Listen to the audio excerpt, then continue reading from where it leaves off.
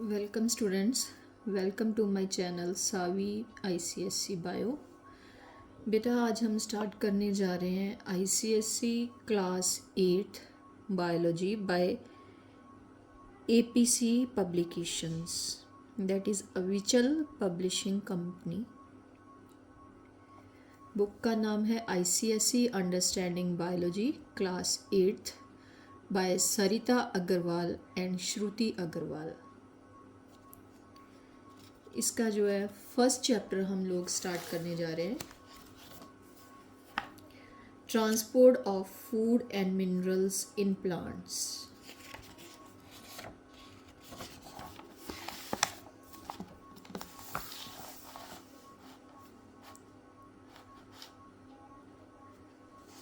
Yes, the first chapter is transport of food and mineral in plants.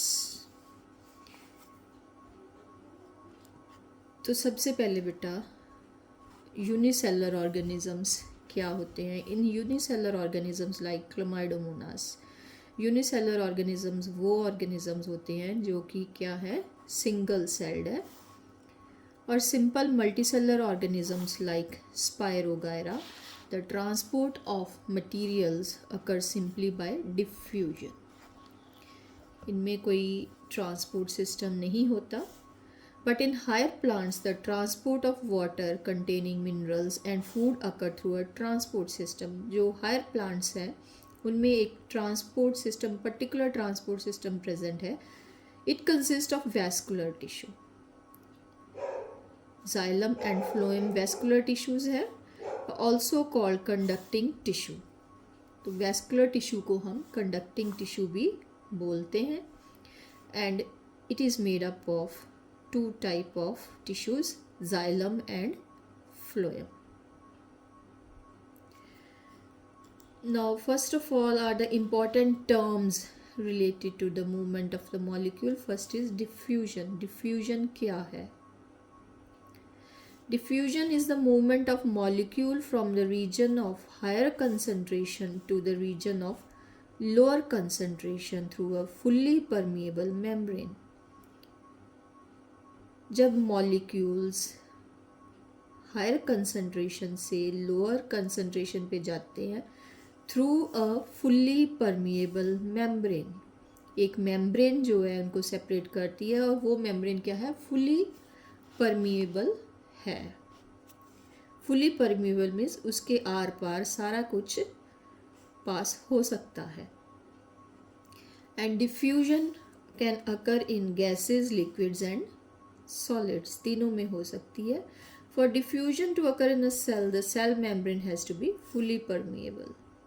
तो condition क्या है for diffusion, जो cell membrane है it should be fully permeable.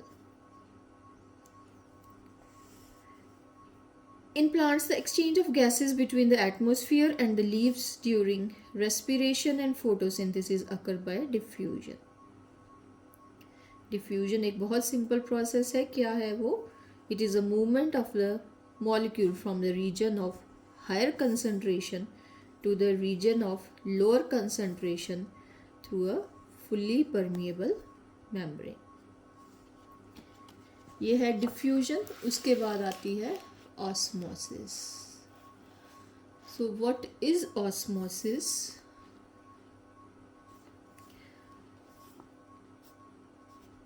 Osmosis is a special kind of diffusion and it occurs through semi-permeable membrane. When the movement of molecule occur through a semi-permeable membrane, semi-permeable means selectively permeable. ये जो membrane है कुछ substances को अपने are पार जाने देती है, कुछ को नहीं जाने देती। सो इसलिए इसे क्या बोलते हैं, सिलेक्टिवली परमिएबल। जब सिलेक्टिवली परमिएबल मेम्ब्रेन आ जाएगी और जो पर्टिकुलर टाइप ऑफ डिफ्यूजन होगी उसे हम बोलेंगे ऑस्मोसिस। जब मेम्ब्रेन फुल्ली परमिएबल होगी तो उसे क्या बोलेंगे हम, डिफ्यूजन।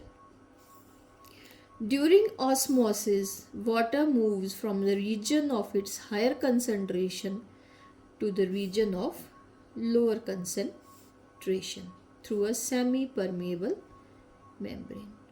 ये उसकी डेफिनेशन है ऑस्मोसिस की। तो ऑस्मोसिस में क्या होता है, वाटर मॉलिक्यूल्स जो है मूव करते हैं from region of higher concentration, जहाँ पे वाटर की कंसंट्रेशन हाई है, to the region of its lower concentration, जब इनको सेपरेट किया हुआ है by semi permeable membrane. The concentration of water is higher in the soil. Soil में क्या है, पानी ज़्यादा है। रूट हेयर में क्या है, पानी कम है।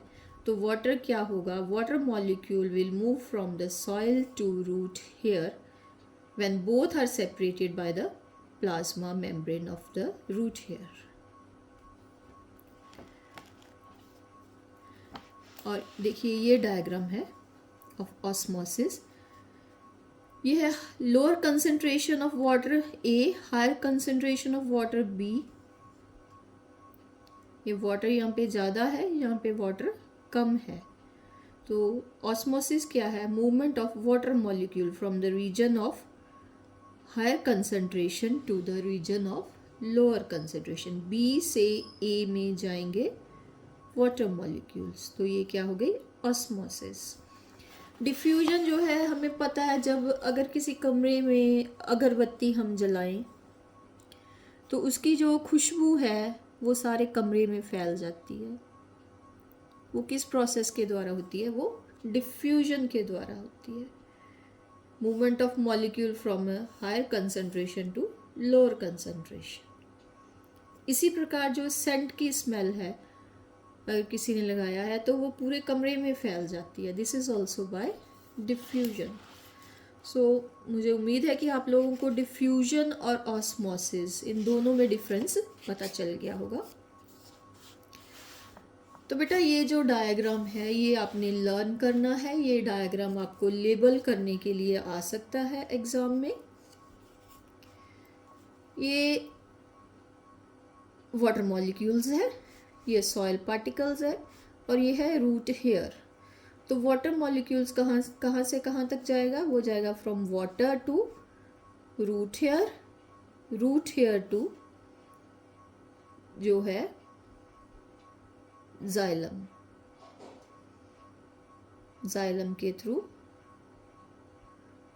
ये ट्रांसपोर्ट हो गया। This is absorption of water by root hair from the soil by osmosis. इसी प्रकार ये डायग्राम है, ये एक्टिविटी है। अगर मेरा टाइम लगा तो मैं आपको इस एक्टिविटी की वीडियो दिखाऊंगी। उसके बाद आते हैं हम एक्टिव ट्रांसपोर्ट। एक्टिव ट्रांसपोर्ट क्या है, molecules are absorbed by the cell against the concentration gradient, means from the region of lower concentration to the region of higher concentration using energy and carrier molecules। इसे हम बोलते हैं active transport. जब transport होती है by use of energy उसे हम बोलते हैं एक्टिव ट्रांसपोर्ट।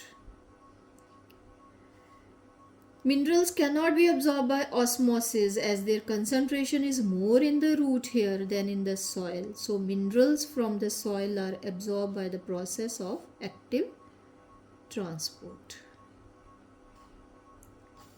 एक्टिव ट्रांसपोर्ट में क्या होता है, इन active transport the molecule move from the low concentration to the high concentration through the cell membrane with the help of the carrier molecules and the use of energy. ये क्या है, active transport. उसके बाद आता है root pressure. तो what is root pressure? Root pressure is the pressure developed in the roots due to the continuous inward movement of water. जो water है वो सॉइल में से रूट हेयर पे आता है, रूट हेयर पे से रूट के वेस्कुलर बंडल तक जाता है, वहाँ से स्टेम के वेस्कुलर बंडल्स में जाता है, वहाँ से लीव्स तक जाता है. So this is all due to root pressure. Root pressure is the pressure developed in the root due to continuous inward movement of water. हम अगर किसी हर्बेशियस प्लांट की स्टेम यहाँ से काट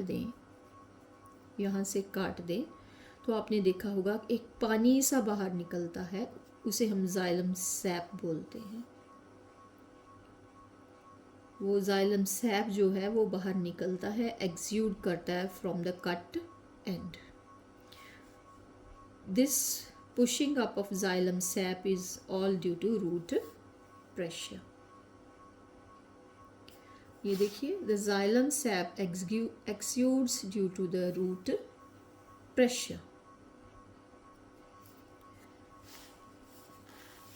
Root pressure continuously forces the water up through the xylem vessels.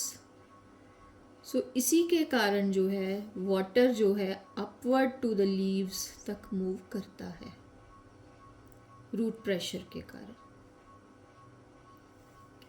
उसके बाद आता है बेटा transpiration. So what is transpiration? Transpiration is the loss of water in the form of vapor from the surface of a plant.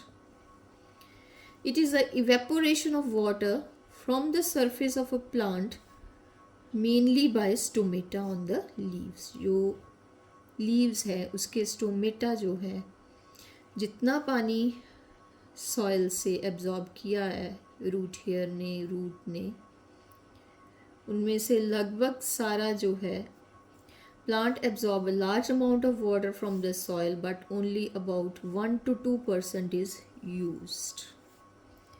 सिर्फ 1 to 2% जो है उसका use होता है, बाकी जो है rest 98 to 99% is lost through transpiration. So इसी कारणवश जो ट्रांसपीरेशन है उसे हम नेसेसरी इवल बोलते हैं. क्या बोलते हैं? नेसेसरी इवल, जरूरी बुराई. ये एक बुराई है, लेकिन इसके बिना भी प्लांट का नहीं चलता. क्यों नहीं चलता प्लांट का? क्योंकि ट्रांसपीरेशन के कारण एक ट्रांसपीरेशन पुल क्रिएट होती है, जिसके कारण जो वाटर है वो ऊपर लीफ तक पहुंचता है. Transpiration causes a pull which is known as transpiration pull. This is a kind of suction pull. एक खींचती है, रस्सी की तरह खींचती है पानी को जड़ों से लेकर लीव्स तक. That moves the water upward through the xylem vessel. So this is transpiration and transpiration pull. उसके बाद हम आते हैं बेटा importance of transpiration. What is importance of transpiration? It helps in uptake of water. It helps in transport of minerals. It causes the cooling effect. जैसे आपको पता है इवेपोरेशन क्या करता है, इट कॉजेज कूलिंग. इसी प्रकार जो है ट्रांसपीरेशन है वो कूलिंग इफेक्ट कॉज करता है.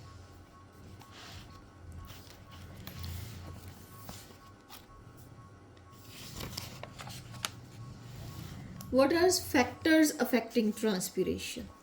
There are various factors which affect transpiration. हाँ जी, जैसे ये ना एक हम पहले ये कर लेते हैं, हम कैसे शो करेंगे कि water vapour is release during transpiration. एक हम ना पॉटेड प्लांट लेंगे, उसको पॉलीथीन से कवर कर देना है और उसको धूप में रख देना है 2-3 घंटों के लिए. After some time, some hours, you will see वो जो पॉलीथीन है उसके ऊपर अंदर के और ड्रॉपलेट्स ऑफ वाटर वेपर्स दिखाई देंगे. So this is due to transpiration. ये जो प्लांट है उसने, पॉटेड प्लांट है, उसने पॉट की मिट्टी में से वाटर को एब्जॉर्ब किया और उसके लीव्स में से ट्रांसपीरेशन हुई और उसके जो वाटर वेपर हैं वो कंडेंस करके वाटर ड्रॉपलेट्स बनाते हैं. This shows that water vapor is released during transpiration. Next आते हैं बेटा factors affecting transpiration. एक है sunlight. When there is sunlight, the stomata remain open. Stomata open होंगे तो definitely जो है transpiration होगी. जब स्टोमेटा ओपन होगे तो ट्रांसपीरेशन ज़्यादा होगी. When the stomata get close the transpiration becomes less. Next is temperature. Transpiration increases with increase in temperature. इसी कारण जो ट्रांसपीरेशन होती है it is more during summers than in winters. और समर्स में भी it is more in the afternoon when the temperature is higher than in the evening. Next है humidity, नमी. High humidity means more water vapour in the air. अगर air में नमी होगी, humidity होगी तो ट्रांसपीरेशन लेस होगी. Transpiration is less when there is high humidity in the air. Wind. Transpiration is more when the wind blows faster as the water vapour get remove faster from the leaves. So बेटा आज हम यहाँ तक ही करते हैं. या आज हमने कंप्लीट किया है ट्रांसपीरेशन. उम्मीद करती हूँ कि आपको ये सारा जो हमने आज किया है ट्रांसपोर्ट सिस्टम का, transport of food and minerals in plants, class 8 का जो चैप्टर हमने शुरू किया है आपको समझ आया होगा. Thank you very much for watching the channel.